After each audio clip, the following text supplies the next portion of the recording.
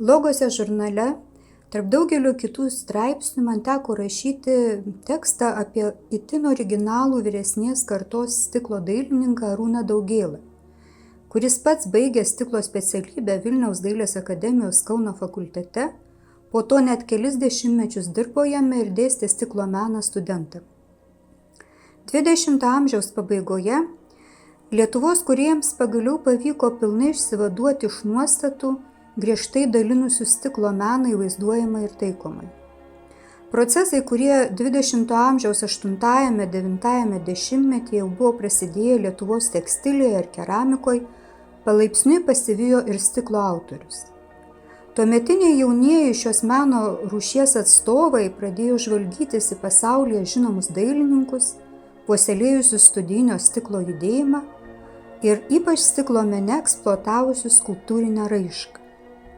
Taip pamažu ir mūsų stiklininkų, tokių kaip Remigijus Kriukas, Artūras Rimkevičius, Valmantas Gutauskas, Vygantas Paulauskas, Sigita Grabliauskaitė ir kitų kūryboje pradėjo dominuoti skulptūrinė tendencija ir buvo pasirinktas abstraktus arba realistinės formos kelias.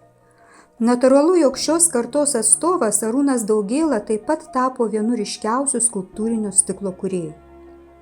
Jo darbuose dominavo figūratyvinis formos sprendimas, kurio dėka skulptūrose buvo jungiami ir transformuojami žmogaus bei gyvūno pavidalai. Tai yra dominavo antropomorfiniai ir zoomorfiniai motyvai, žiūrovą stebinę siurrealistiniais fantasmagoriniais vaizdiniais.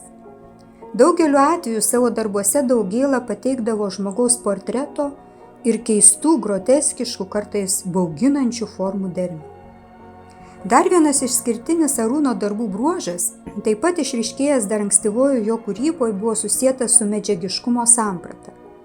Dailininkas niekuomet nepasitenkino vien tik stiklo medžiagos išmanymu. Šią itin gerai žinomą ir įvaldytą materiją jam visą laiką norėjosi papildyti arba netgi pakeisti įvairiomis kitomis medžiaginėmis kokybėmis.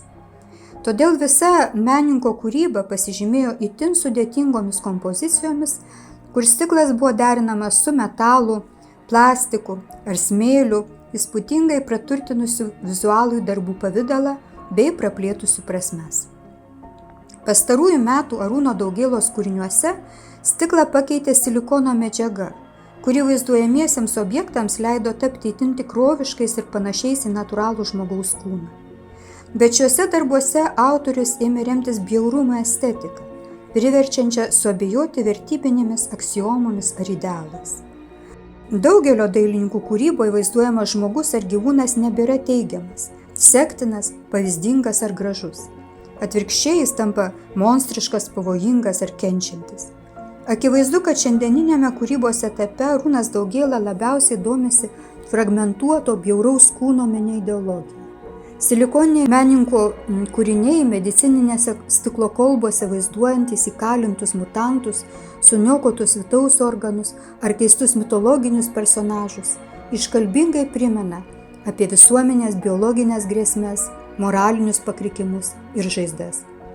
Vis dėlto net ir šiuose kraštutiniuose sprendimuose autorius išlieka ištikimas savai ironija ir sarkazmų persmelktai pasaulėžiūrai, skatinančiai jo darbus suvokti ne kaip savitikslį kūno niekinimo aktą, bet kaip žmogiškumo ribų patikrinimą.